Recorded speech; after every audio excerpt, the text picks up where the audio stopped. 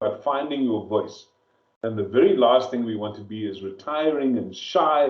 We want to put our faces out there. We want people to know who we are. Because one of the secrets about getting to the top is putting your hand up and saying, I'm available.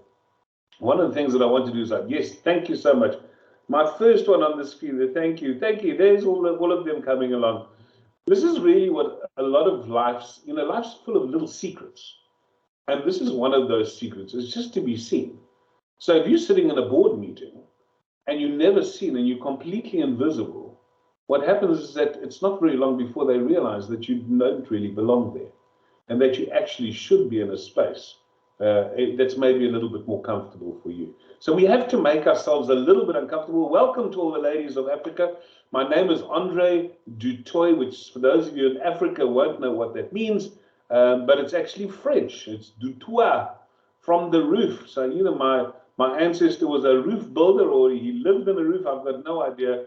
But my name is actually Andre du Toit. In South Africa, we say Andre du Toit. And I am so delighted to be. I see the people are streaming in. So I'm just keeping an eye on everything and making it all happen. My business is called The Big Positive Guy. And when you see me, you'll understand, because I'm a bit of a giant. I'm 6'4", I weigh 140 kilograms, and when I walk into a room, everyone notices. But it wasn't always like that. In fact, when I went to high school, I was so little that they made me the mascot for the first team sports team. And when I think back on it, I still laugh at that those days. There was this tiny little boy being held aloft by all these giant sportsmen. And I was one of those invisible people. You see, I wasn't very big. And I was also one of those terrible things. I was a nerd. I was one of those kids that was really good at mathematics and really good at languages. I was always first in the class and first in the school, and I was that little kid that put my hand up first. You know, when the teacher said, who's going to clean the blackboard? I was that person. I was always that person. Just to all those new people have come in, please, I'm encouraging you to turn your cameras on. We're going to have lots of fun this morning. We've got a nice long session, but you've got some incredibly valuable things that need to happen.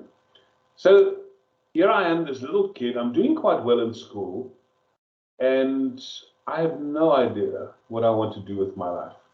I suspect many of us are in that same position. Either you're born with a purpose and a mission, or you wander around a little bit. So I went to one of the guidance teachers and I said, help me.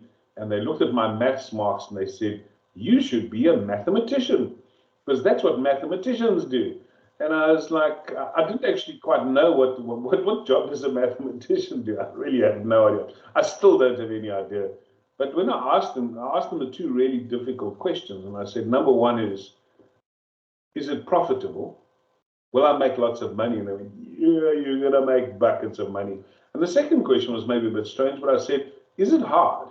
Because I'd hate to do a job that I can learn in a week and then do it. And they said, oh, this is so much harder than you ever thought. And then this very strange journey happened. I was a little boy in Durban in South Africa, and I started studying mathematics, and I eventually ended up studying for 7 years. Ended up being an actuary. I started working for a large corporate company, and at the age of 40, I was promoted to managing director of a large insurance company in Germany. Now, I'm not saying that to brag, because I was miserable as sin. I hated every minute of it. But the reality was I was sitting in a place where I think many people strive for all their lives. So I've been sitting there for 5 years as the managing director of this big company, earning an obscene amount of money, flying around first class, multiple homes in many different countries. And I was not enjoying it at all. We had an emergency board meeting. I was now 44 years old, nearly 45. We had an emergency board meeting. My wife lived in Cape Town. I lived in Germany. I flew back to Germany, and I was sitting in the board meeting and looking at all these people and thinking, I'm in the wrong place. I'm very much in the wrong place. You see, where I was sitting, it was beautiful outside. It was pitch dark, and there was a little bit of light from the boardroom that was flowing out, probably a meter or two, and in that darkness, I could see the snow falling. And that sounds like a pretty postcard picture, but the reality was it was 11 o'clock in the morning, and it was totally dark, and it was snowing outside, and it was Christmas Day. We'd been asked to do a board meeting on Christmas Day, and while my family was sitting in South Africa having a great big barbecue and having an enormous amount of fun, and all my family were gathered around having the traditional Christmas, I was sitting in a board meeting, and I did the unforgivable sin, because I didn't even know how that worked, because when you're the boss, how do you get out? But I jumped up and I said, gentlemen, thank you so much for your attention, but I can't do this for another minute, and I hereby officially resign. And I left. And it's one of the best things I've ever done in my life. I absolutely, the freedom from all the stuff that had gone on in the last 5 years. But immediately, they cut off my credit card, my salary stopped, and then I started thinking to myself, have I made the right decision? And then what followed was a process of reflection. And why do I tell you this story? Because I think in the process of that reflection, I learned some of the most important things. So the first things, and if you want to take some notes, here's a good spot to write down these 5 clues. So here I am, 7 years of education, 25 years worth of experience, and I'm sitting back and thinking to myself, how did I get to the top? How did I become that person that was sitting and running these enormous corporations? And so what I'm going to say to you, because most of you are qualified in this room, most of you are working in big corporates, and so what I'm going to say to you doesn't work for everybody, but this is one of the things that I absolutely believe, is that education is amazing. It gets us into incredible spaces, but it doesn't get you to the top. It doesn't get you past a certain level. There are other things that you need to know, and it's almost like secrets. I almost laugh. Have you ever sat in a company and wondered, why am I not getting to? Why is that person jumping all the ranks and going ahead and I'm being ignored? What is that process that's actually happening, and what secrets don't I know? So I'm going to give them to you, and I'm going to give them to you quite quickly so you can make a couple of notes. The first one is, you've got to know what you're doing. So when I say it's not about education, if you're the IT expert, you need to be an IT expert. You need to dream IT, you need to read all the things, you need to go to all the conferences, you need to expose yourself to them. But that's not a process that takes forever. Even an incredibly complicated thing, like mathematics, it could take you 7 to 10 years to learn to know how to do it properly. But the reality is, at a certain stage, you become proficient. If you want to become the best person that there is, you need to be the best person. You need to keep studying. When I say studying, it's not necessarily in formal education, but learning all those skills. And I am going to speak a little bit about some of the skills that you potentially may need. And I'm really aiming this presentation at those of you that want to do more in life, that want to be more, that want to have a better life, want to make more money, have a better family life, have children that listen to you. And that's also part of communication. So I learned that very, very quickly. But then I still thought to myself, here I was, this little guy from Durban, and here I'd suddenly beaten out all these doctorates of commerce and all these incredibly clever guys in Europe, and I was the boss. And the more I thought about it, the more the following conclusion became my reality.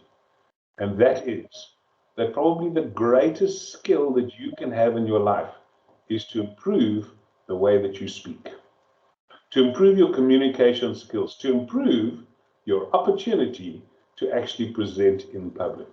And you go, oh, Andre, but I hate it. You know, there's a thing that says, you know, that people are more afraid of public speaking than they are of dying.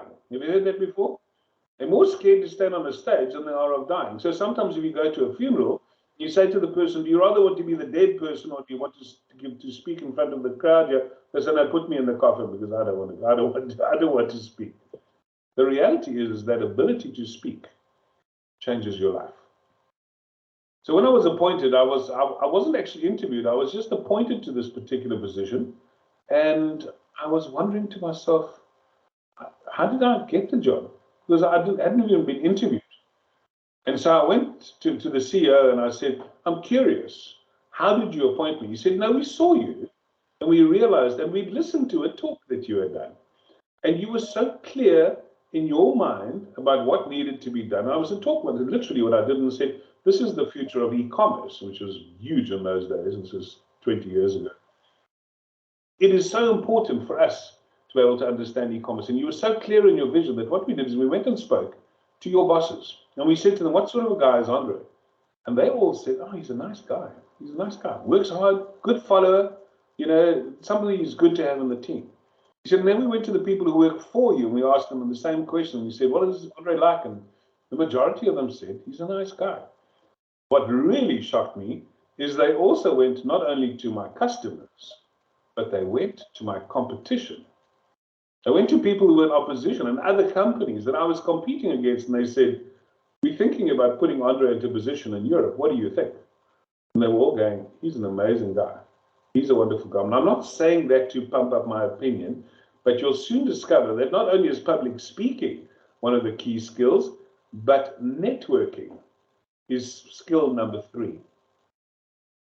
If I had to say to you that I worked really hard and I was a brilliant speaker, and all of a sudden I was sitting in a boardroom table and acting like the big shot, but the reality is it was so much more than that. One of the things that it was is that I created relationship wherever I went.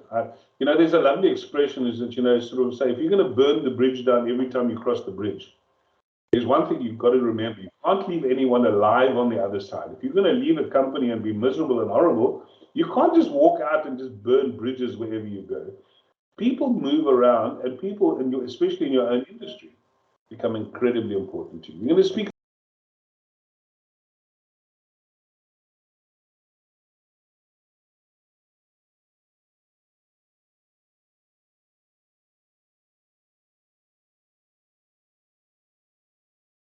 Andre, you on mute? You've put yourself on mute? I'm answering 4 questions. What was the Andre? problem or issue that Andre, you're on mute. when I did a particular project? What initiative did I take? And if you were part of a team initiative, that's fine. They just described your role in their team. What impact did it have on the organization? And what are the metrics that I can bring to support the impact that I've had? And try to rewrite your CV with their input. Okay, so I can. Then another thing I think to consider when you're trying to, particularly Still on mute, Andre.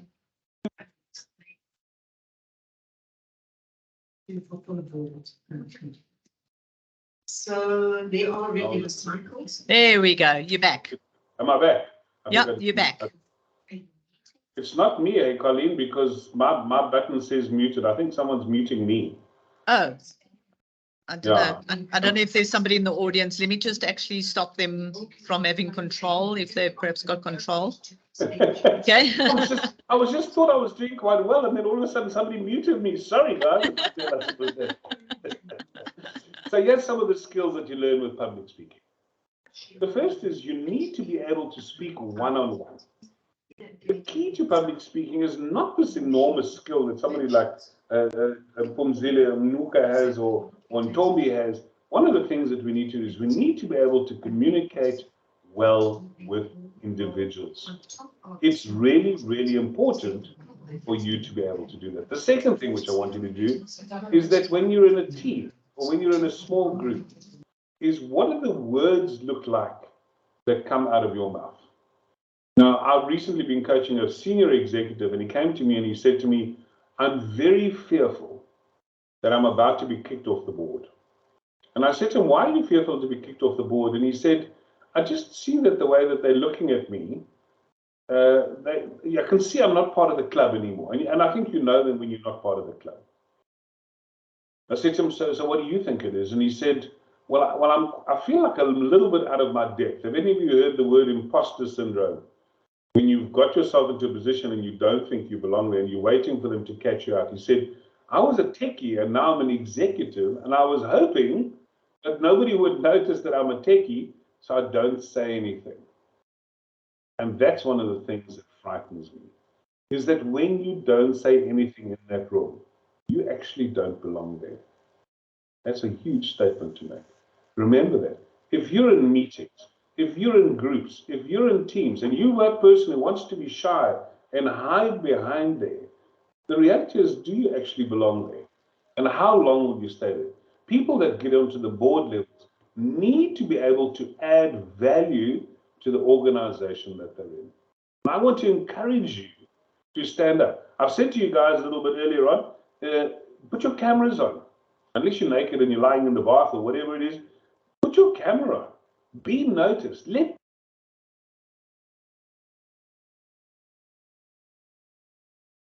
the to Guys, unless you're actually one of the controllers, please don't mute. Andre's been muted again, so please don't mute. We are controlling the muting. You don't have to control it. Okay, Andre, you okay? Thanks. Thanks. That's quite amusing. That's quite amusing. Where did I get to? If somebody asked me a question about books, well, I'll absolutely show you. But can I say something to you? It's like most things in life. Books will only teach you so much. The reality is that what you actually need to do, if you want to learn to speak in public, you know what the best way to do it is to speak in public. Learn to speak in public, and you'll learn to speak in public. You can read a book. It's like saying, I'm going to read a book about flying a plane, and then I'll throw you in front of a plane and then see if you can actually fly it. It doesn't really work like that. 3 skills, remember? 1 is be good at what you do. Second one is learn to speak well in public. Number 3 is network like a crazy person. Number 4 is learn how to write. When I say write, one of the things that shocked me is that when you begin into senior positions, you are expected to write all the time, whether it's a post on LinkedIn, whether it's an email to your staff, whether it's a request for more money from the banks, or whether it's a huge big thing that you're going to put in the newspaper. We need to start practicing to write. Now, most ladies are brilliant at keeping journals and diaries, and I highly encourage that, is to continuously write, because the art of writing is a version of speaking. It's just a slightly more formal way, and the way to improve it is just to practice. All right, so if anybody says to you, how do you become successful? The first one is be the best at what you want to do. So if that means you need a degree, or if that means you need a qualification, or a multiple of other qualifications, I'd like you to start saying, what is that for me to be the best person that I want to be? Number 2 is, if you cannot speak in public, I'm sorry, there are very few jobs in the world where you're going to get past a certain level. You will always be blocked at a certain level. Number 3 is, you need to be able to build a network of people around you, and a lot of that also comes from communication skills. You need to learn how to write. And lastly, you're going to shoot me, all you corporate ladies, all you ones that are working for these big companies making fat salaries. You're not going to like what I say next, because it's what's in your heart that makes all the difference. So there I was sitting in Germany, being the big boss, sitting at the board, getting the big bucks, and sitting there and saying to myself, I wish I was home with my wife in South Africa while I was in Germany. I wish I had more time to spend with my children. I wish I had more friends. I wish I could get out and do some exercise rather than sitting in a boardroom or a hotel room all my life.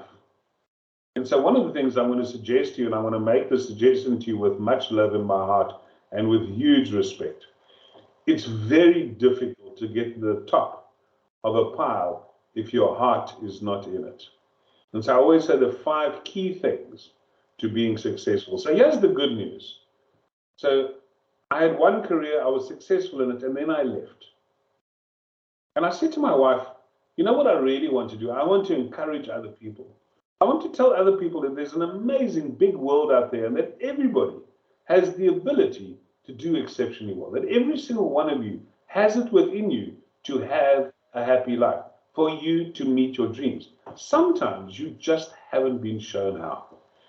And my wife said to me, well, what does that mean? I said, I think I need to become a speaker. I need to start speaking to people and telling them how they can be successful. And my wife said to me, is that a job? Well, she was far cleverer than I was. And I thought, okay, well, I'm not sure if that's a job. Anyway, I did what number 1 said. Number 1 said, be good at what you do. Here's my second encouragement to you this morning. Mathematicians are not renowned for being good speakers. We're a bit like accountants. We're a little bit shy and we're a little bit introverted. We don't normally stand up and stand on the stage and go rah, rah, rah. But here's the wonderful thing about speaking. Speaking is not a God-given gift. It is a skill like anything else. It's like driving. When you first see it, you think, oh, I can't do this, and it's so scary, and how will I ever possibly be able to drive this car? But once you've driven for a few years, and you learn, take a few months to learn, and then you drive, and then suddenly it's just second nature to you. I want to encourage all of you that are fearful, and I'm going to discuss a little bit about fear. Just the one, ladies, I can see some of you on the stage, the screen's only limited to a few pictures. A quick raise of your hands. How many of you are frightened of speaking? Anybody out there? Anybody put your hands up? Oh, I see your hands. If you're a little bit frightened of speaking, can I say, congratulations. You are probably going to be a wonderful speaker. Because to be a speaker, you need to respect your audience. And if you don't respect your audience is not going to listen to you. They're going to feel that you're not genuine, that you're not saying something that you really believe. So every time I go and I'm starting to speak, and my wife says, how are you? And I'll go, oh, I've got butterflies in my stomach. And then she goes, but Andre, you've done this for 15 years.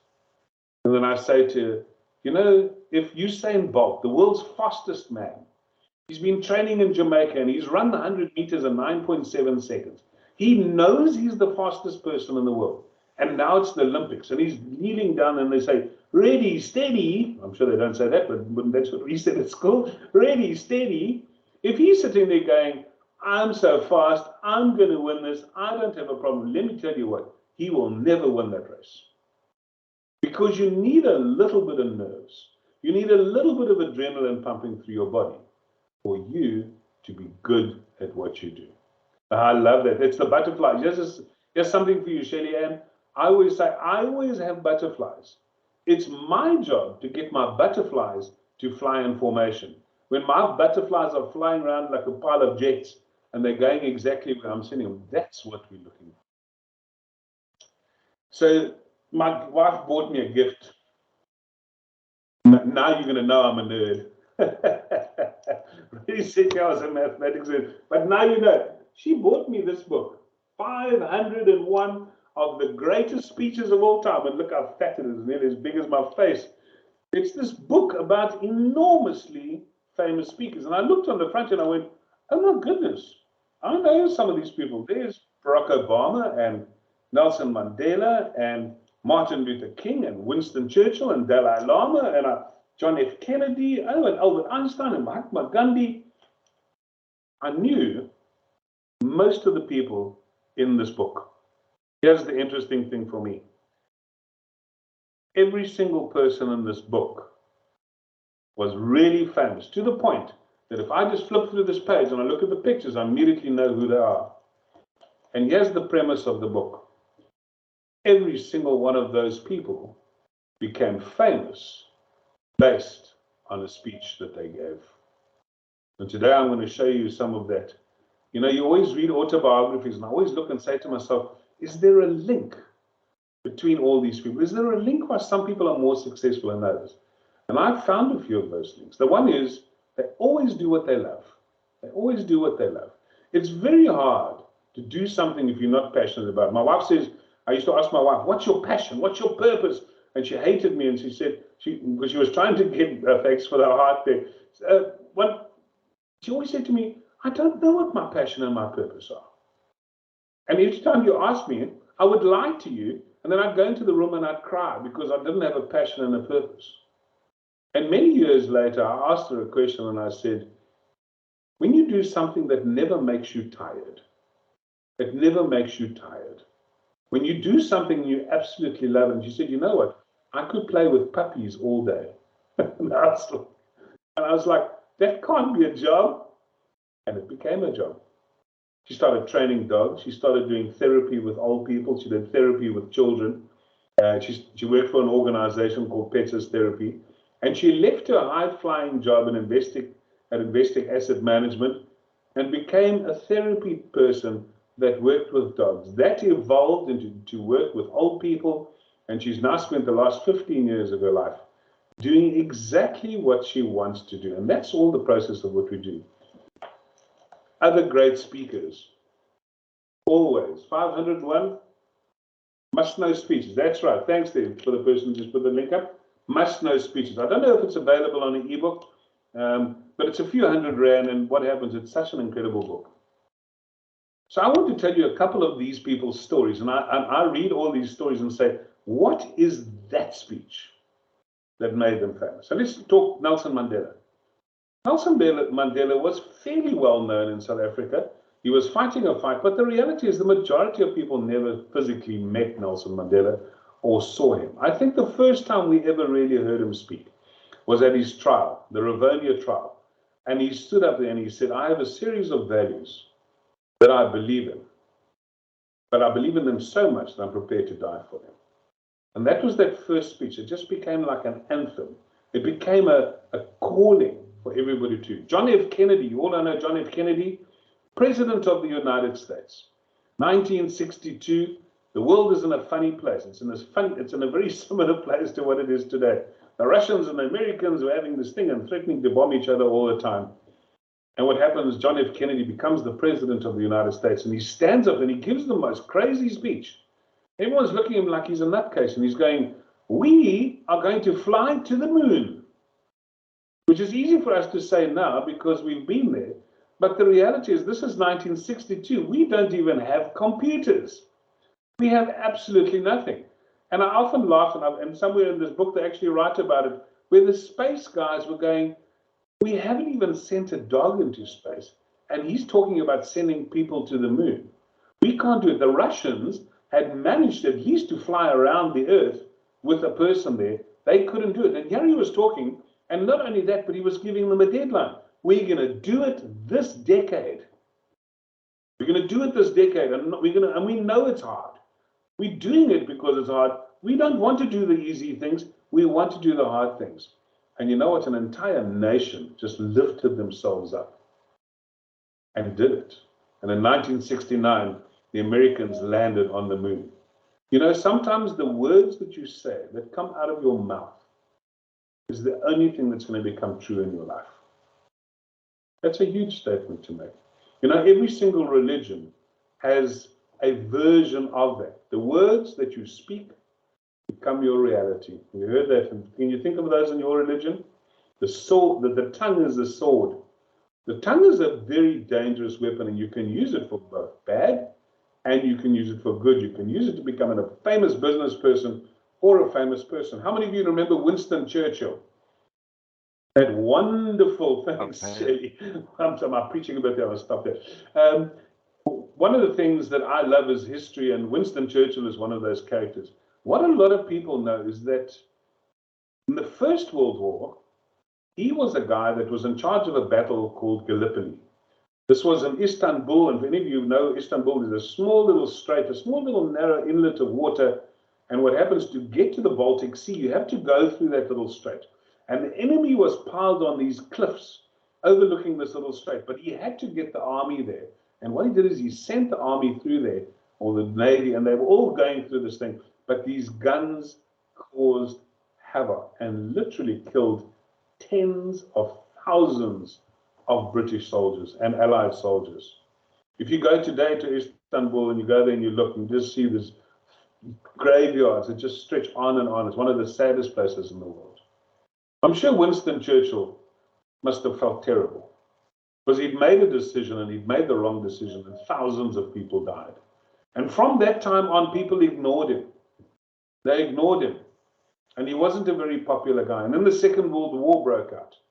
And the British and all the Allied forces were in Europe, and they were being driven back by the Germans. The Germans were a formidable force. They pushed them back until eventually the entire British army of nearly 300,000 men was standing on 4 beaches waiting to get picked up by ships. So your entire army is there. They have completely lost heart. The Germans are sitting just a few kilometers away, and they actually had they thought it was a trap. They thought they'd been trapped into going into this thing, and it wasn't true. It wasn't true. The soldiers were standing there almost defenseless. The British didn't know what to do. And Winston Churchill stood up and gave a speech. And his speech ran something like this. We will fight them on the beaches. We will fight them in the air. We will never give up. Never, ever give up. It was a lie. The British had already been defeated. If the Germans had come over the hill, that would have been the end of the war, and all of us would be saying Guten Morgen to each other right now. The reality is that he inspired a nation to stand up and fight. And I want to say to you, that for me is the power of voice. But what can you guys are clever guys. So let me give you another example. I want to give you an example, and Colleen, if you can just get ready with that little insert. Sometimes we are given an opportunity to stand up and give a talk, and sometimes you don't realize it. Sometimes it's an event like this, but it could just be standing up in a meeting, or standing up in church, or standing up in your office and being asked to do a presentation, to introduce somebody, to speak at a wedding, speak at a funeral. And you don't realize that is your moment. That's the moment that you need to do. So this event happened in 2004. The Americans have two political parties, the Republicans and the Democrats. And what happens is America's politics are very different to everybody else's. So what they do is they would get together, pick somebody, pick a name, and say, this is our representative. It's either Donald Trump or Bill Clinton, and they would stand up and be those people. And then we vote for either Donald Trump or Bill Clinton. We vote for one of those two people. 2004, the Democrats had chosen a young man called John Kerry. None of you remember him. He has actually done quite well. He never became president, but he was an amazing guy, and everybody said that he should be the president in 2004. The Democrats had this big party where they sort of go rah, rah, rah, and they go and they launch him. And it was actually in a small stadium. It has about 15,000 people in it. And they had a whole bunch of speakers, and each speaker had to speak for 15 minutes.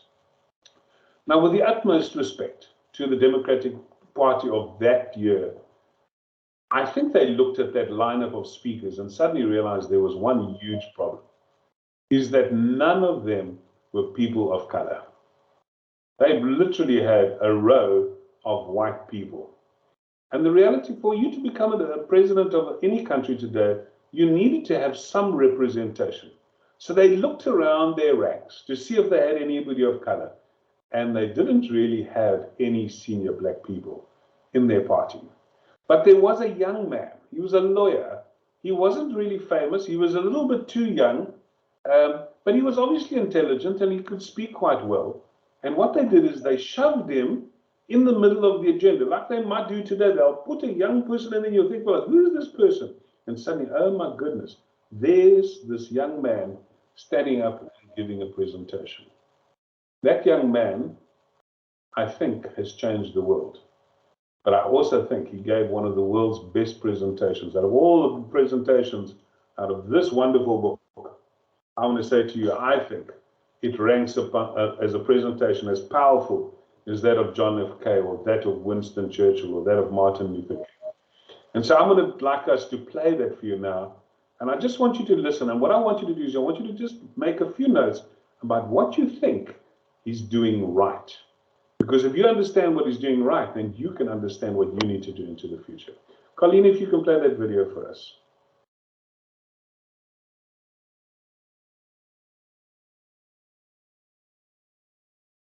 Colleen, thank you.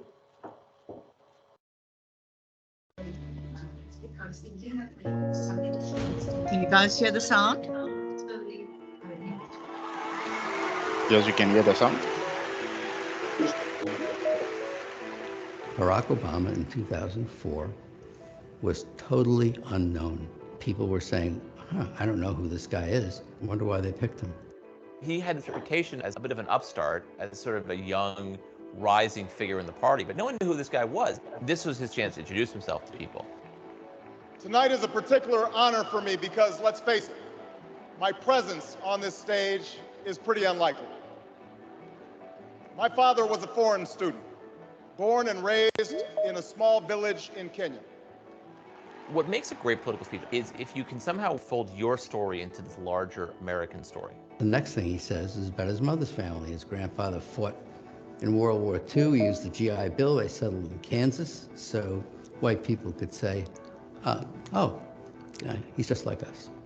My parents shared not only an improbable love, they shared an abiding faith in the possibilities of this nation. I stand here knowing that my story is part of the larger American story, that I owe a debt to all of those who came before me, and that in no other country on earth is my story even possible. Going into this speech, we've had 4 years of George Bush, and we felt as a country like we've grown further apart. '04 was very much a divisive partisan race. Obama's speech is in some ways an antidote to that. Alongside our famous individualism, there's another ingredient in the American saga, a belief that we're all connected as one people. If there's a child on the south side of Chicago who can't read, that matters to me even if it's not my child.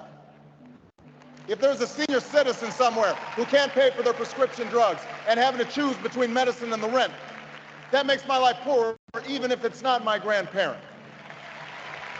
It is that fundamental belief, I am my brother's keeper, I am my sister's keeper, that makes this country work. E pluribus unum, out of many, one. He gives a speech that presages his entire political message of 2008, which is this sort of post-partisan argument. Now, even as we speak, there are those who are preparing to divide us. The spin masters, the negative ad peddlers, who embrace the politics of anything goes. Well, I say to them tonight, there is not a liberal America and a conservative America. There is the United States of America. Obama was born with two great gifts. One is his mind, and the other is his ability to speak to large groups of people. There are three things that Obama does that really makes that speech effective. He wants concrete detail. He likes story, and he loves antithesis, the use of repetition in structure to show contrast. There is not a liberal America or a conservative America. There is one America. There is not a black America and a white America and Latino America and Asian America. There's the United States of America. The pundits like to slice and dice our country into red states and blue states, but I've got news for them too. We worship an awesome God in the blue states, and we don't like federal agents poking around in our libraries in the red states. We coach Little League in the blue states, and yes, we've got some gay friends in the red states. We are one people, all of us pledging allegiance to the Stars and Stripes, all of us defending the United States of America. The way he uses his hands, he actually points a lot and does a lot of this, and a lot of this, and a lot of that. In doing so, he gives off this sense of energy. I am new. I'm someone who is dynamic. And he doesn't do that so much anymore. He's a little more solemn and reserved when he gives speeches today, but I think it's more reflective of his office. In the end, that's what this election is about. Do we participate in a politics of cynicism, or do we participate in a politics of hope? It's the hope of slaves sitting around a fire singing freedom songs. The hope of immigrants setting out for distant shores. The hope of a young naval lieutenant bravely patrolling the Mekong Delta. The hope of a mill worker's son who dares to defy the odds. The hope of a skinny kid with a funny name who believes that America has a place for him too. Hope in the face of difficulty. Hope in the face of uncertainty. The audacity of hope. His appearance at that convention, which was the best speech of the convention, better than John Kerry's, was electrifying, and without it, he wouldn't be president. I think sincerity means a lot. There are people who, when they speak the truth as they see it, and they're very effective doing that. I believe this country will reclaim its promise, and out of this long political darkness, a brighter day will come. Thank you very much, everybody. God bless you.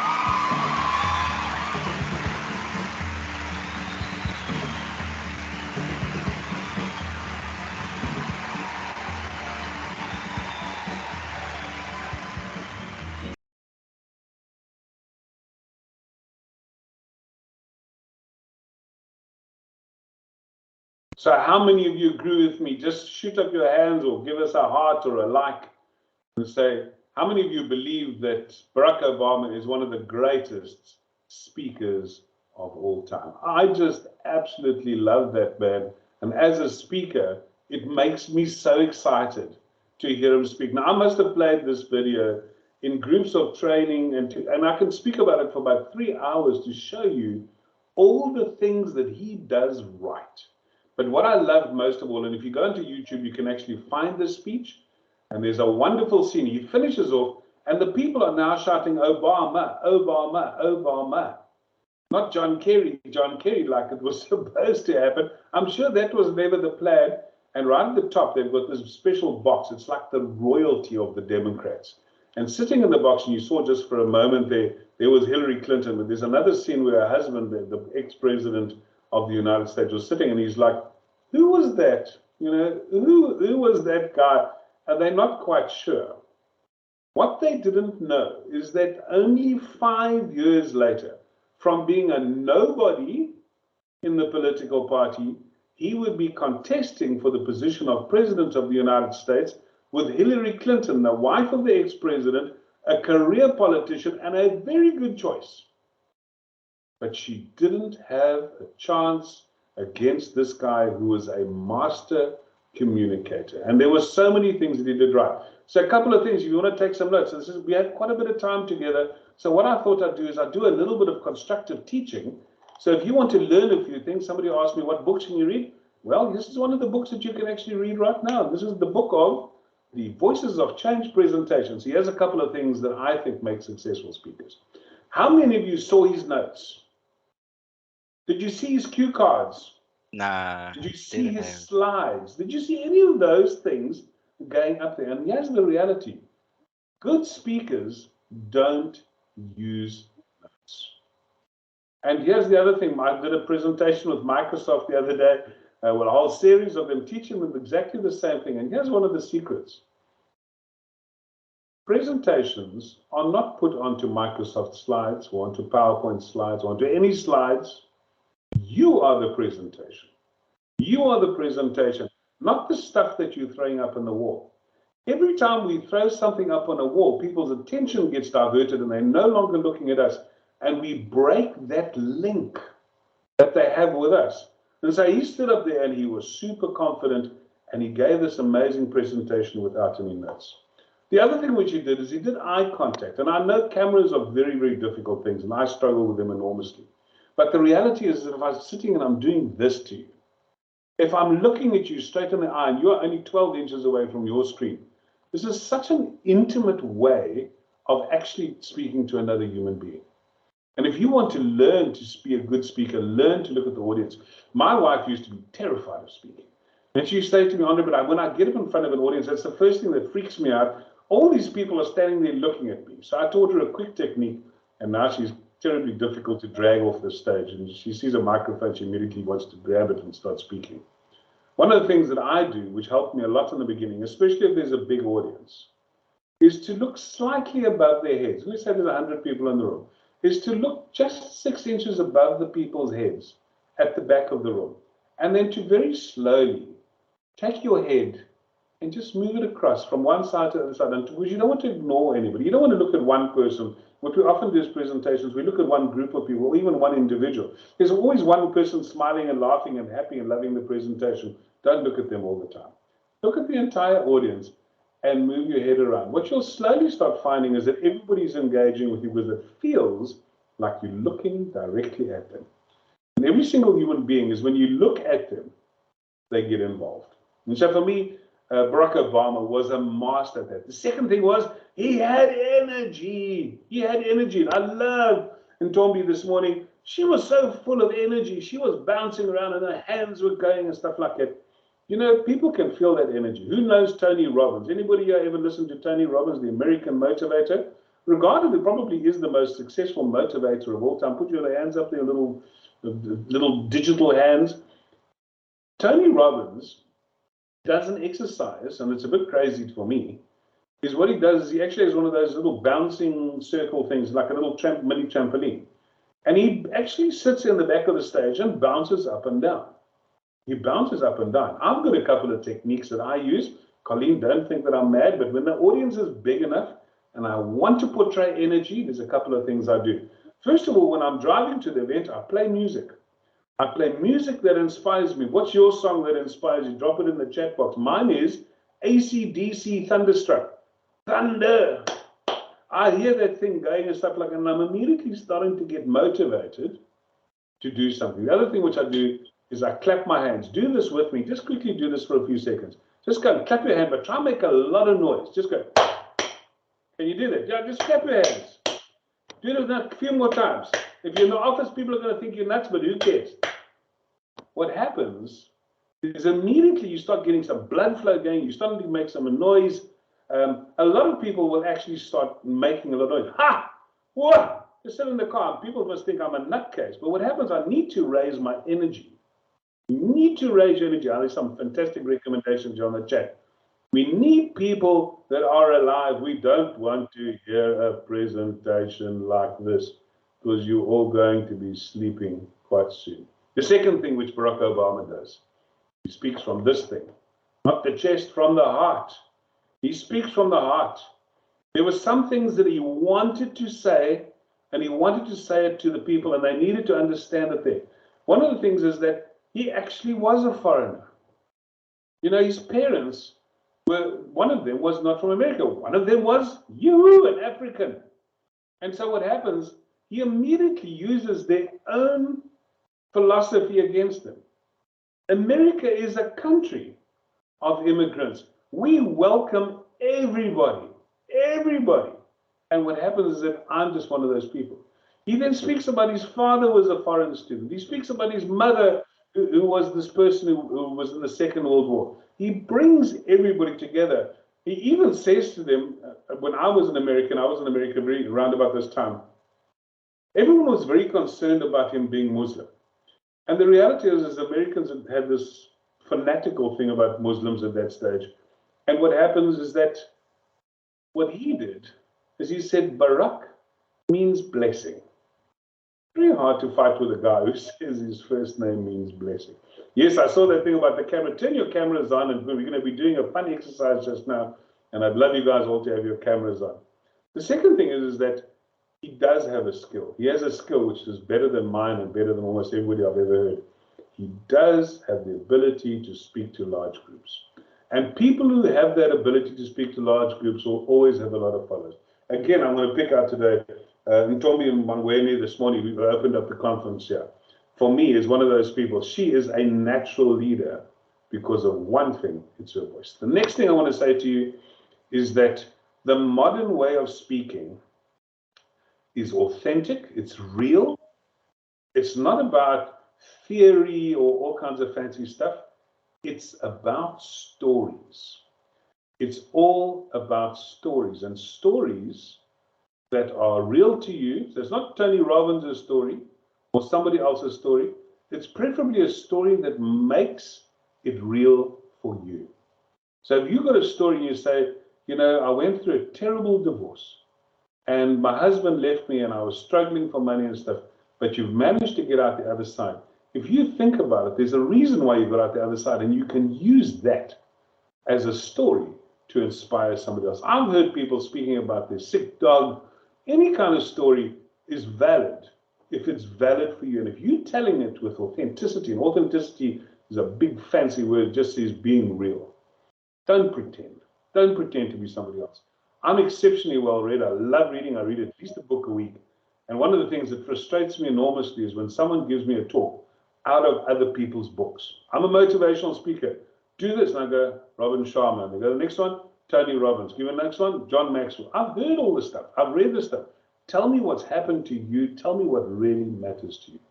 This morning as well, did you hear Pumla Ntombi? I love that thing that she spoke about with the repetition. There's always, you can, we can dream. And she said it about 3 or 4 times. Barack Obama does as well. All fantastic techniques. But the next thing I want to teach you, because I know hidden in this crowd, and we're over 300 already here, one of the things that I want you to do is I want to play a little game with you about fear. Just raise your hands again, even if it's a little digital hand, just raise your hands and say, are you a little bit scared? Are you a little bit scared? What would you do if I could teach you a little trick that actually takes some of it away? There is an incredible talk on the internet by a lady called Amy Cuddy, Amycuddy. She is a psychologist. She's a professor of psychology. She worked at Harvard. She worked at Princeton. And she did one of the most incredible studies out of all the thousands of TED Talks that you can go listen to, TED.com. You can go listen to. Listen to Amy Cuddy. She has always been in the top 10. And she has over 20 million views of her presentation. And she discusses the issue of fear. So I can see a couple of you here, and the ones that are on my screen are all looking brave and confident. But one of the things she discusses is body posture. Body posture is one of the key definers about how we're feeling. So if I was sitting like this, and I'm hunched over and my shoulders, or I'm giving the talk like this, you know, or I'm using a particularly poor body posture. Here's what Amy Cuddy says happens. Amy says, so when you're sitting there, if you're very, very uncomfortable, if you're hunched over, if you're feeling uncomfortable, she says these lead to poor self-esteem. They lead to poor self-esteem, and one of the things that happens when you have poor self-esteem is that, and listen carefully, there are physiological changes that are happening in your body. There are things that are happening in your body, and one of the things that happens is that your stress level, your cortisol levels start increasing. Your body, when you start doing all hunched over and you adopt a fearful attitude, what happens, your mind automatically compensates and says, be careful, get ready to run. This is a dangerous position. And if you're going to do presentations or you're going to be going in for an interview, so I've often sat there, and she uses a wonderful example. People sitting waiting to go an interview almost always folded over, leaning on their knees in a terribly frightened position. And what's happened is that it automatically makes you more fearful. Now, I thought it was nonsense. I mean, I'm a mathematician. Excuse me. I thought, what nonsense is she talking? You know, I want to see facts. So what they did is they invited people in, and they took a little swab, and they measured two things. They measured, first of all, their cortisol levels. Cortisol is your stress hormone. And the other one is testosterone. Yes, ladies, you also got testosterone. It's not just the boys who've got it, but testosterone makes us brave. You know, when men go out there in the old days and they're fighting the elephant with their spears, the reality is that you can become much braver when this hormone starts pumping through your body, and you sing and you clap and you do all kinds of things to get that hormone going. You want to do that, get your hormone, your testosterone levels greater now. Here's the easiest way. Sit up straight.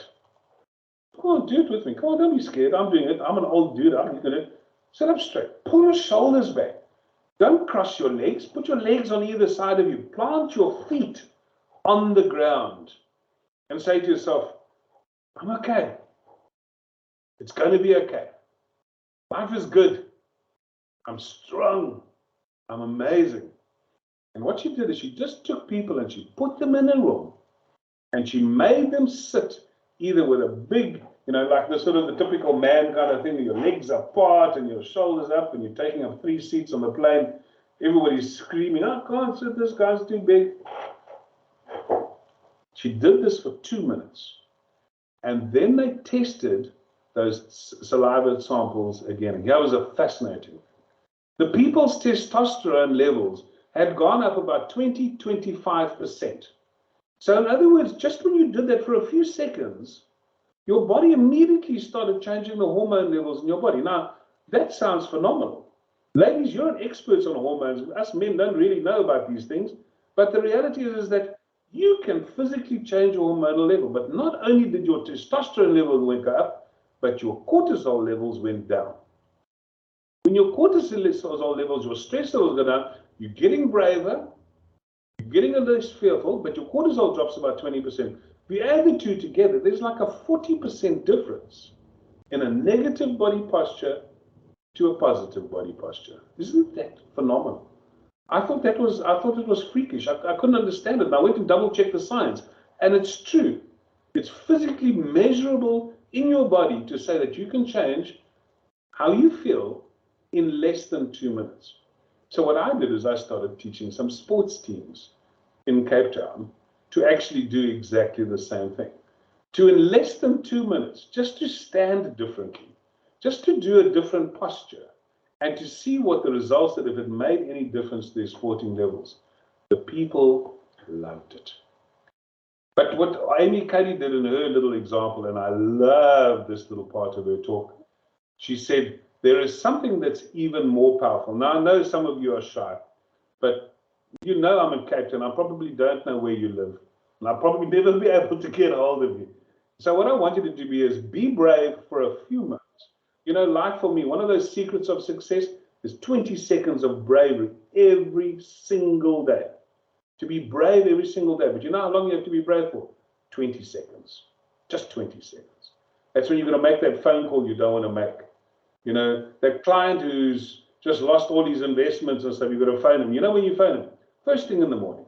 First thing in the morning. Just get it over with. 20 seconds of bravery. Sometimes I just go, 1, 2, 3, do it. And then I do the horrible thing that I don't want to do. Sometimes it's just 20 seconds and say, it's only 20 seconds of my life. It's 20 seconds of my life.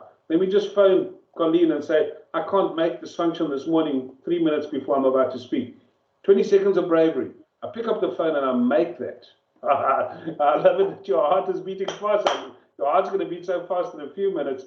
So one of the things that we do is bravery gets us over the worst things in life. There's another wonderful book. Somebody was asking me about a book. It's called Eat That Frog by Brian Tracy. He wants to eat a frog. But what he does is he uses this as a metaphor, and he says every day we have to eat one frog. There's always something that's not fun. There's always something we do that scares us a little bit.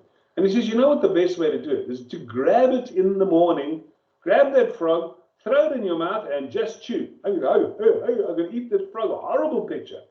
But that's a little bit how life is. We're going to do it. So I'm going to teach you a little skill. So put on your cameras. Come on. Turn your cameras on. There's about not enough of you with cameras. I want to see lots of cameras. So come on, guys. Do this. If you, as I said, unless you're naked or lying in the bath, you don't have any excuse. People who want to be senior people are not frightened of being seen. So for those ladies and gent on my screen, I want you to try the following thing. Please trust me on this. I'd like you to stand up.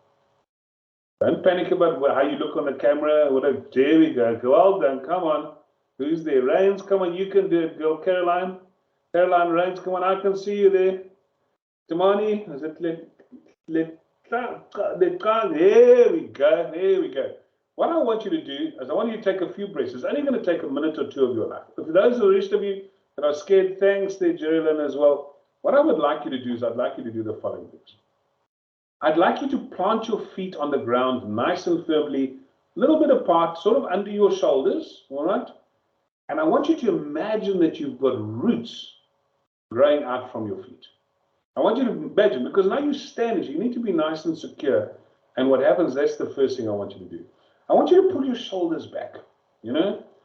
You know, if I'm politically incorrect, push your chest forward. Make sure that you're there, all right? Push your hips forward, clench your bum, make sure that you're standing up nice and straight. The next thing I want you to do is I want you to put your hands on your hips. I want you to put your hands on your hips, all right? This is the ultimate power pose. She calls it the Wonder Woman pose. This is the ultimate pose of strength. What I want you to do is I want to take your eyes and I want you to cast it into the horizon. Lift your chin up a little bit. Look into the horizon. Because you are the leader of your own destiny. You are the person who can do these things. And what I want you to do is I want you to take a few big breaths. Breathe through your nose. Take a big breath and just breathe out. I want you to stand there. I want you to stand proud. We're African. We're amazing. We're incredible human beings. And what I'm doing, without you noticing, is I am changing your hormonal levels like nobody's ever changed your hormonal levels before. Keep your heads up. Keep breathing. And now what I want you to do is I want you to think of something that you love. Think of something beautiful, something amazing, a really happy vision, something that really made you proud, something that you did that made you feel incredible. It made you feel incredible, something positive, something uplifting in your life. I don't care if it happened today or yesterday or 10 years ago, I want you to say, keep remembering to breathe. Breathe, breathe, pull those shoulders back. What's happening while we're doing this is that your hormone levels are changing. Your stress levels are slowly disappearing, and your testosterone levels are starting to go up like that. You are becoming more powerful with every second that you do this. People are starting to do this across the world. Surgeons, before they do major operations, are starting to do power poses. When you go to the backstage of large conferences, you'll find speakers doing a version of this, trying that nobody else notices. They just want to stand there and they're quietly on the side. But what they're actually doing is they are physiologically changing their bodies. What I have found is that if I use things like affirmations, things that say positive words about myself, so in your mind, just start saying to yourself, I'm okay. I'm all right. My favorite one is I'm invincible. I'm invincible. Nothing can knock me down. I'm going to be fabulous today. I'm going to be fabulous, and dozens of people are going to love me, and I'm going to be all right. You know, I have clothes on. I have come from a home. I'm at work. I've got a job. I'm so blessed. And I just start imagining that you're still standing with your shoulders back. You're a superwoman or superman. You're standing there and you're surveying. And what I want you to do is I want you just to imagine that it's raining blessings on you. Blessings of gratitude. All the things that you have, and you have so much. Just imagine all that stuff coming down on you. Can you feel it? Can you feel it? Can you feel something physically changing? Make sure you breathe. Don't forget to breathe. Some of you get so excited with all these blessings that you forget to breathe. You know, when you have a panic attack, the best treatment for a panic attack, for anxiety, is to breathe in, hold, and exhale. Breathe in. But maybe in this coffee break, hold, might be useful and if you exhale. with a colleague, or if you. Yes, there we go. Cheetah's saying, seen it at the Commonwealth Games. They do the pose. They pump their arms up and down. We find something that motivates us. Guys, thank you so much. That was about 2.5 minutes. Sit down, shake your arms out, shake those shoulders out, roll your necks, get yourself into nice, comfortable things. Yeah, Ndagadi, you just said the blessings of gratitude blowing down on you. Does it help you a little bit? Does anybody, can you honestly say you don't feel better? That you don't feel a little bit more relaxed, a little bit more confident, a little happier? Everybody does this. Everybody has fear. Everybody's a little bit intimidated. Everybody needs to remember that thing of 20 seconds. Thanks, Renee. Everybody needs that 20 seconds of bravery every single day. It can make, yeah, I love it. Lots of some great code. Quieting the mind, refocusing, feeling relaxed and centered is incredible. Thank you. That's all those wonderful statements. And I love to see that you've learned the skill. And this is not a difficult skill. This is a skill that you can do all the time. You can do it sitting in the car. You can do it sitting at your desk. You can do it before that scary board meeting or that scary interview or anything that you have to do. You can start using these techniques. Thank you. Thanks, Renee. Oh, there's so many of you. Just say thanks. Practice that tip every single day.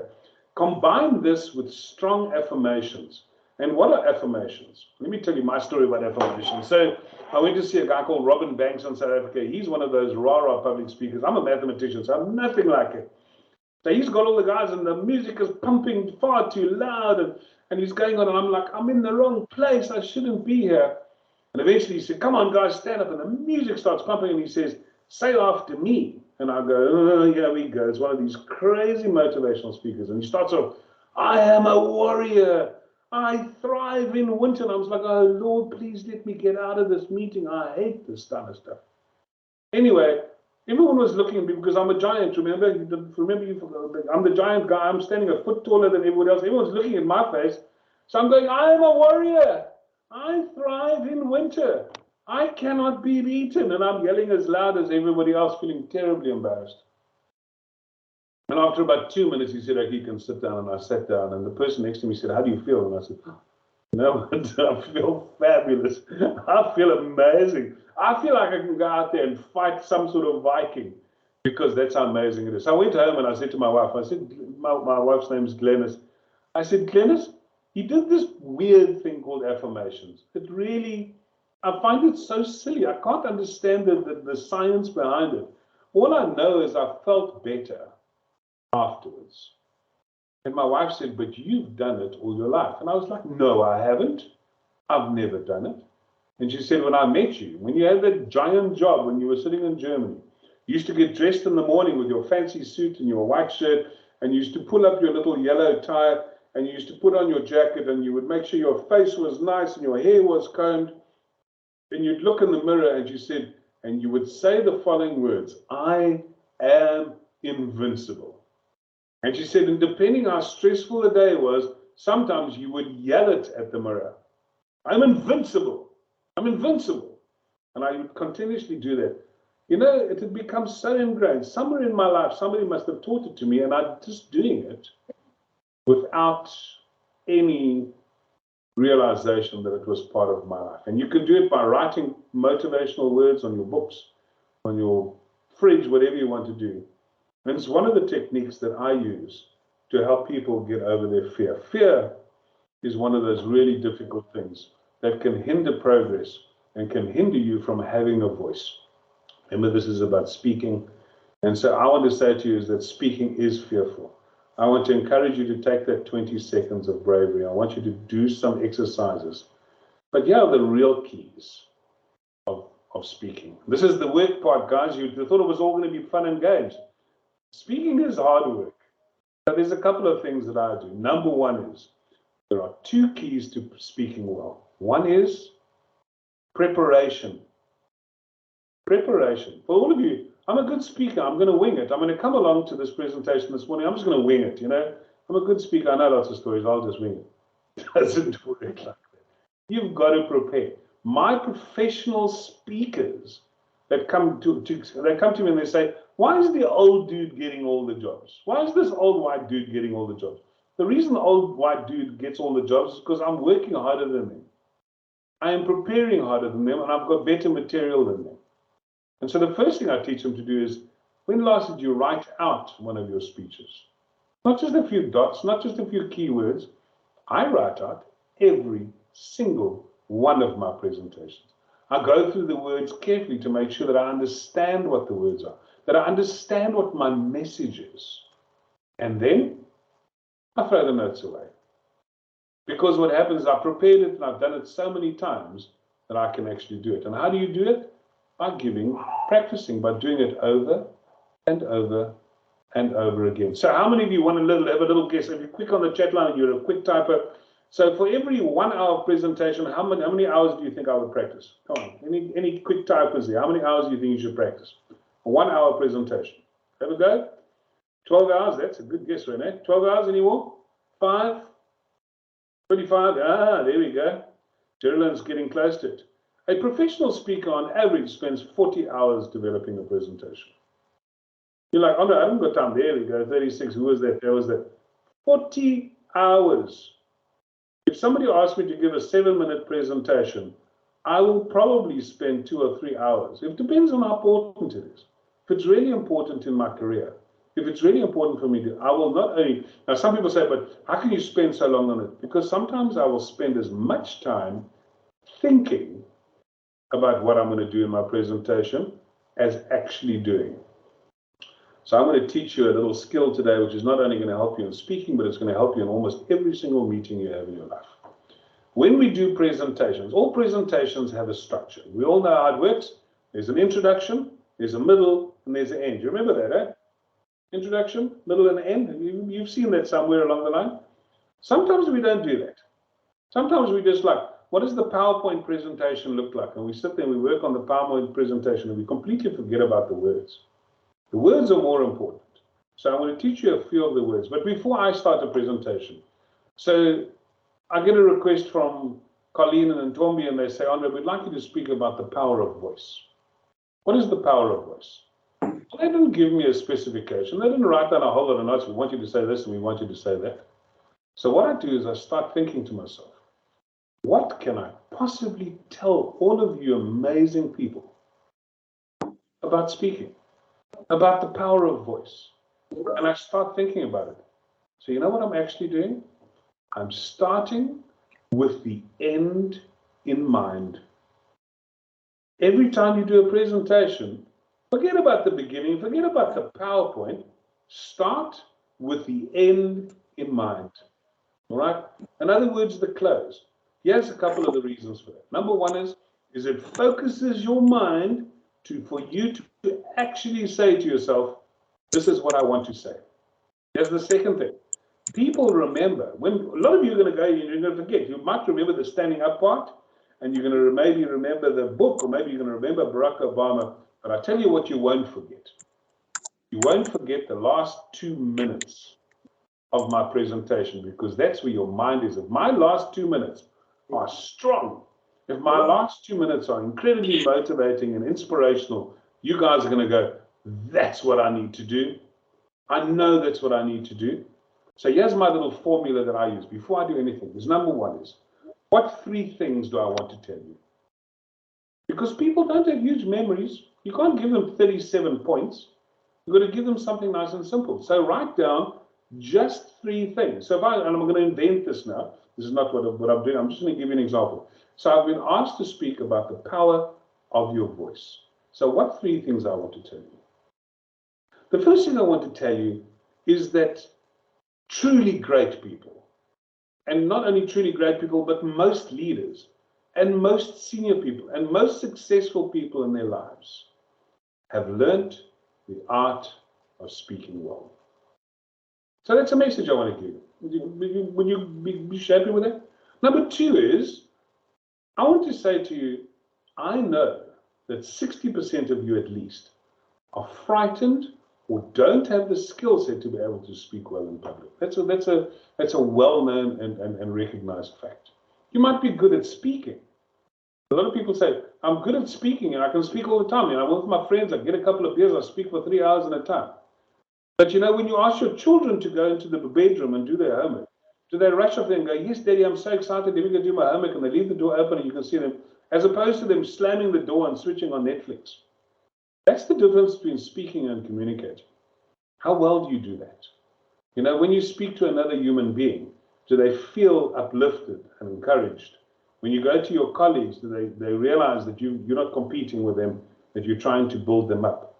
And so one of the things I want to say to you is that those things are important. And then I want to teach you some things that fear has no place in your life. It has no place in your life. Fear is one of those things. You know, we were designed originally. That's lovely, Deborah. I love that. Fear is a mind killer. Let me tell you what fear actually does. So we're in Africa here, and quite a few are in real Africa. So most of you have seen a lion. So we're sitting here, and how many have we got now? 330 of us sitting in the room, and all of a sudden a lion comes into the room. And what happens is that all your university degree and all your educational levels and all your things that you thought about yourself suddenly becomes forgotten, and you all start running for the other door. And all of you are going, oh, please, Lord, Andre looks like he can't run. Let me just be able to run faster than him. And it's true. Because one of the things that fear does, is fear teaches us to run away. And we think we're safe. But sometimes in business, we run away, whether it's physically or in your mind. I won't do that. I'm not going to put my hand up. I'm not going to volunteer. I'm not going to do that presentation. I'm not going to volunteer to speak at the next conference because of fear. You're running away because the lion is there. But the reality is there is no lion. That is our instinctual brain. That's a brain from a long time ago. It's still frightened. Nobody's going to shoot you if you stood up. If I gave the phone and said, Dorothy Clements, and if I switched on the thing and I said, you're speaking for the next 5 minutes, one of 2 things can happen. You can switch off and run, or you can just do it. You can embrace the opportunity to stand up and say, I am okay. I have a story to tell and to share 5 minutes about yourself. Well, I'm not going to do it, you don't stress, but he still hasn't switched off the camera, which is good. One of the things that we need to be able to do is that fear only paralyzes us. It paralyzes us. And you can't do anything with fear. So either we run or you stand still. And you know that thing where they say you stand still? People think you fight. They don't. If you've ever watched some of these documentaries about animals and things like that, when that snake is coming, you'll often see the snake is there and the rabbit will freeze. The rabbit isn't trying to disguise itself as a bush. The rabbit is just frozen with fear. It's frozen with fear, and we become a little bit like that. So one of the things that I want to do today, and it's probably the biggest gift I can give you, is to encourage you to go out there and just be the best version of yourself. Grab that opportunity, eat that frog, take the 20 seconds of bravery, do your wonder person pose, and get over that fear and encourage yourself. Do the affirmations and grab the opportunities to speak. I am still going to get to that question of how do you actually learn these skills. The second thing which I do, I've chosen 3 things I want to speak about. The second thing which I do is I respect my audience, and then what I do is I ask, what does the audience want to hear? And so for me, this is a difficult audience because we've got people all across Africa from different businesses, mostly women, and I'm, as you might have noticed, I'm a boy. So one of the things I want to say, it's difficult for me to guess, but I do know some things are universal. Most of you are here because you want to be successful. Most of you are here because you want to have good relationships, better relationships with your partners. You want to have good friends. You want to do well at your work. Some of you are very inspired and want to be the boss, and want to get to the top of the pile, and want to be one of those people and say, I'm the director. I am the managing director. And I can teach you some of those skills. So I know. So if I can get you to say yes to one of those questions, do you want to do well? Yes, I want to do well. Do you want to have better relationships? Yes, I want to have better relationships. Do you want to earn a bucket of money because you get paid more at the top? Yes, I want to do that. If I can answer those 3 questions, all of you are going to think this is a great presentation. So if you can say that Andre has convinced me that the ability to speak well is an amazing gift. It's an amazing gift. The other things are easy. The other things are easy. I want you to say is that speaking and networking are a little bit like dating. I've been married for 30 years, so I'm not that good at the dating. Well, I used to be good at the dating thing, and I think I'm still good at it. But here's what I remember. In Cape Town, if you want to pick up a girl, and our girls are beautiful, but sure, they're difficult. Yeah. So what happens if you want to go pick up a Cape Town girl, you rock up there, first of all, you need the right car. Whoa, if you come there with an old shabby car that's stuck together with sellotape, they're not interested. The second thing is you go to the door. So what I would do is I would put on my oldest and dirtiest shorts, preferably something that I've messed grease on or oil stains or something like that. Maybe barefoot or maybe some slip-slops, and then an old T-shirt that's with some sort of rude comment on the front of the T-shirt. And then what happens, I'd go pick it up, and then I open the door and say, hey, Chickie, how's it? I'm here. I'm ready for you. Come, we're going on our super date. We're going to the Wimpy for a coffee. No, I never did that because she would never have come out the door. The reality is that whether we like it or not, people are judging us all the time. It's not a negative judgment, but it is a judgment all the time. So if I come there and I arrive in a car that's clean and nicely washed, and there's not chip packets and Kentucky Fried Chicken boxes on the floor, that already gives me a start. If I walk out there and I'm nicely dressed, it would have helped a lot if I took a shower beforehand, and I sprayed on a little bit of deodorant, and I've just made sure that I've shaved and I don't look too wild and woolly, and I've brushed my hair. And if I opened the door and said, hello, Mrs. Malema, it's wonderful to see you here today. Is your gorgeous daughter here? And she'll go, yes, my boy, just hold on a few seconds, because life is all about those first impressions. So is speaking. So is speaking. You hang around with the girls who love the bad boys. Those are not the ones you marry, by the way. Those are the ones you use when you're under 30. The ones you marry are the good girls. So one of the things that I've discovered about public speaking is we don't want to waste time. We want to start speaking immediately. We don't want to apologize. We don't want to appear negative. How many times have you heard people saying, hello, my name's Andre. I'm not really good at public speaking. And when they say that, I immediately pick up my phone and start doing emails. Because if you've just admitted that you're rubbish at public speaking, why should I waste my time? Or they do this thing, they grab the microphone and it's like, hello, is this on? Hello, hello, hello? Is this on? Does it work? Sorry, does anybody know how the switch is on? Yes. Have you ever seen those ones where they say like, can you see my, oh, sorry, where's my slide gone? How's the PowerPoint work? Can somebody with a techie mind just come and help me? And all those things are first impressions. You know how long you have to make a first impression? Couple of quick in the chat mark. How many of you are quickly? How long? And it's seconds, guys. It's not minutes. How many seconds do you think you have to make an impression? Come on, let's see some comments there. 3 seconds, 15 seconds, 11 seconds, 2 seconds, 30 seconds. Some of you are harsh. 2 seconds. I mean, the guy's just staggered up to think 1 second. Come on, give him a second. Just give him a minute, a blink of an eye. Geez, like, that's so harsh. God, I've never been able to do what you. You have apparently between 20 seconds. Between 7 and 20 seconds, you have to make some kind of impression. So we can't say things like, hi, my name's Andre, and I'm very happy to be invited here. Colleen, thanks so much for inviting me. It's wonderful to be here. All you people are all looking wonderful stuff. But then 15 seconds are gone, you're all like, oh, please, Lord, shoot me. You know, I wish I'd done something else. But if I stand up and say something like this, this is a true story, by the way.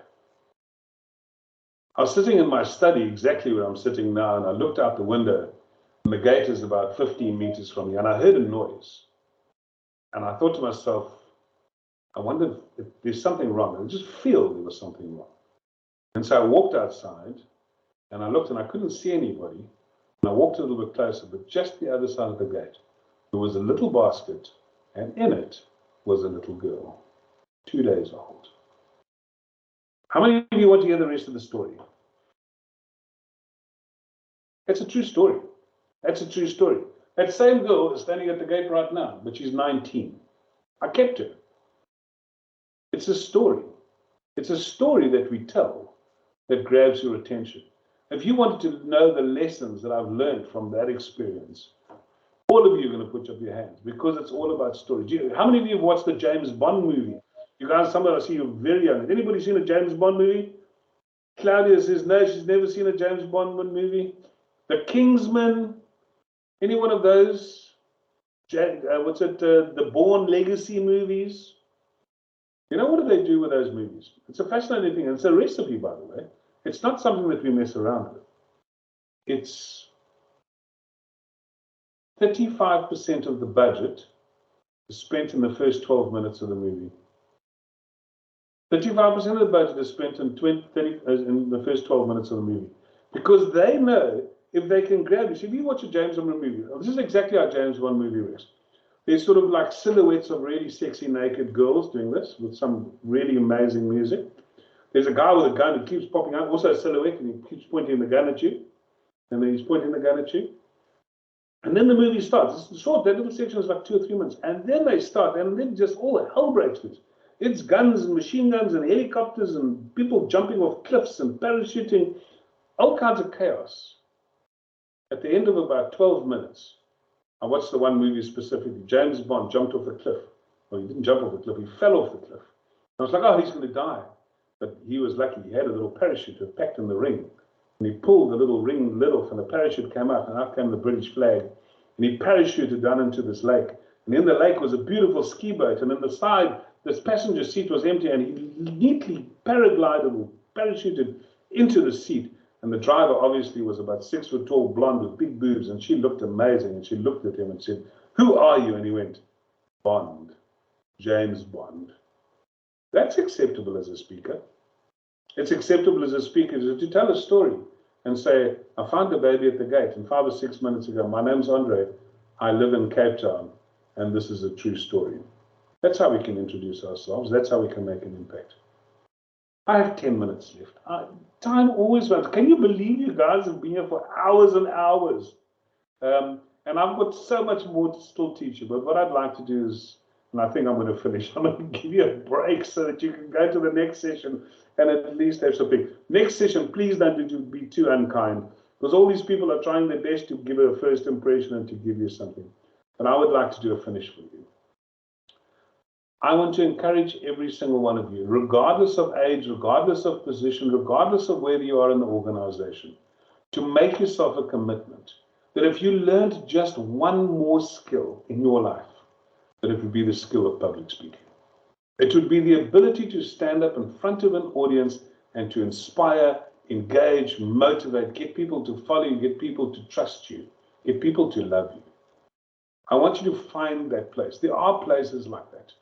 Many of places that you can go, that you can do, and follow your heart. Go somewhere where you believe you want to do it.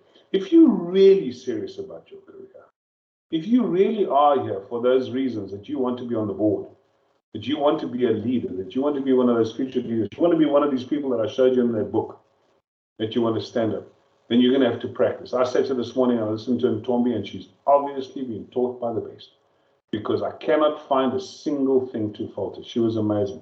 When I listened to the deputy president speak, I wanted you to see that she knew what she was doing. She's been all the places. She's raised $400 million. Those are like imaginary numbers in my world.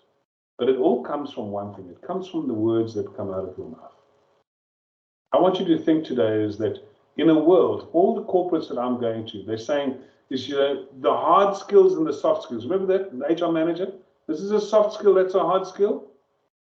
I sat the other day at Microsoft and listened to one of the senior executives at Microsoft say the following words to me. Is that the soft skills of yesterday are the hard skills of today. The skills of negotiation, of creativity, of speaking. All those wonderful soft skills that we don't take too seriously have suddenly become the very things that are going to determine whether you climb the ladder or not. My name is Andre du Toit, for those French-speaking Africans. In South Africa, it's T-O-I-T. But I'm better known as the big positive guy. I've decided to use my voice and to use my powers for good. I want to say to you, no matter how bad things get in life, no matter how bad things get in the world, I've discovered the secret. And as a mathematician and a person who's trained in economics, I've discovered that I make more money in bad times than I make in good times. I learn more about myself and my life in bad times than in good times. When times are good, everything's nice and easy. But when times are bad, I become bigger, better, stronger, more resilient. And I learn all those lessons. And that's the message that I, as the big positive guy, want to get across to you. I believe that within you is an unlimited power, an unlimited ability to be better than you are. You know, somebody said this to me the other day, and I don't know why I've never heard it before. It says, hell is dying and meeting the person that you could have been. That you could have been. Imagine that.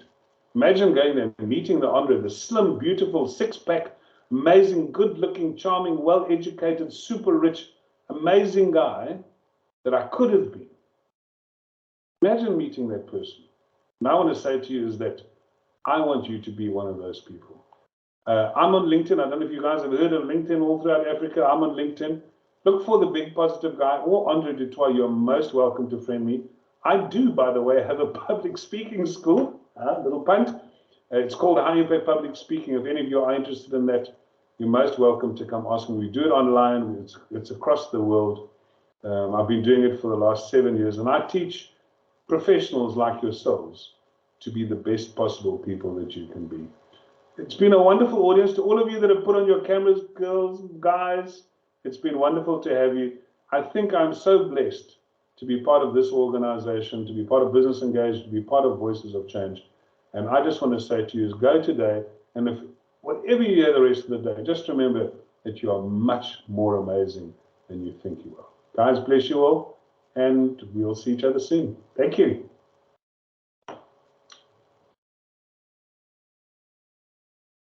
How many minutes we got? I've got 6 minutes left. Any quick questions? Any quick questions? Anybody wants a question? Just put it in the chat box. I'm just going to go there quickly, and anybody wants to answer. I see lots of thank yous. Thanks, guys.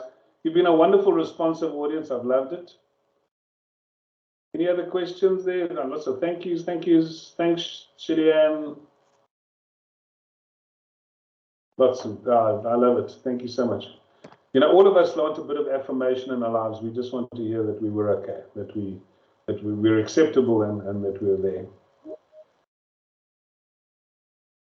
Any questions? If you want to, I'm sure you can find me on one of the pages. Other than that, as I say, go to LinkedIn, ask for Andre du Toit, or the big positive guy, either one of those two people. All right. Thanks, guys. Bless you. I don't know what the next session is. I think it's about 5 minutes away, so you've got a few minutes to Russia. I see we've got 5 minutes. I want to stay on the line for 5 minutes. So if anybody's got any questions, you're welcome to ask. Andre, Shirley Ann here. Hello, Shirley Ann. A question that was asked in the comment box, the chat box, is the effectiveness and what your opinion is on the Toastmasters. I'm actually a member of Toastmasters. You know what Toastmasters did for me? Toastmasters said to me that I didn't just have to speak about economics. So I love Toastmasters, and I'm forever grateful for Toastmasters. Toastmasters, the only thing for me is that, Toastmasters just takes a bit too long. I don't want to join and spend a year and a half doing 10 speeches. I want to do 10 speeches in 2 weeks. I want to use this power that I've got within me in 30 days. So I love Toastmasters. What happened with me and Toastmasters, I speak about economics mostly. I speak about what's happening in the world and how we can survive that and how we can actually even profit from it. In 2015, I went to a Toastmasters meeting and they entered me into the humorous speaking competition, which I won, surprisingly, because I laughed and laughed because mathematicians are not funny. But you know, that opportunity, that affirmation that I can do other things have taught me enormous skills. And so what happens, I started thinking, if I can do that, could I do an auction? You know, could I MC an event? Could I do this? And I've discovered that everything is possible. Everything is possible, but that's what I have to thank Toastmasters for. For me, it was a wonderful, wonderful place. TEDx is another platform. If you can get on, it's incredibly difficult to get to become one of those speakers. But TEDx is, again, another platform. I still watch a TEDx talk every single day, and I've been speaking for, nearly 15 years. Just to hear what the latest subjects are, techniques, story techniques are even changing as I'm speaking to you. The way that people speak in public, it's changing. So, yeah. I see the boss is here. Am I out of here, colleague? Hi, Andre. No, I wasn't able to unmute, but I just want to say thank you so much for an awesome session. Thanks, so everybody, as Andre said, if you want to connect with him via LinkedIn, or you're welcome to, I'll give you Andre's contact details. Andre, thanks once again, and thank you for organizing for today. We appreciate it. Okay. Thanks, Everybody, will you Colleen know, and I are scheming to offer something. In a session of 5 minutes, but Andre, thank you so much. Hey. Thanks so much. Colleen and I are scheming to make some of this available for all of you. So, but stay well and thank you very much. And the recording will be on the Business Engage YouTube channel if you want to recap on anything. So, great day. We'll chat later. Thanks, Andre.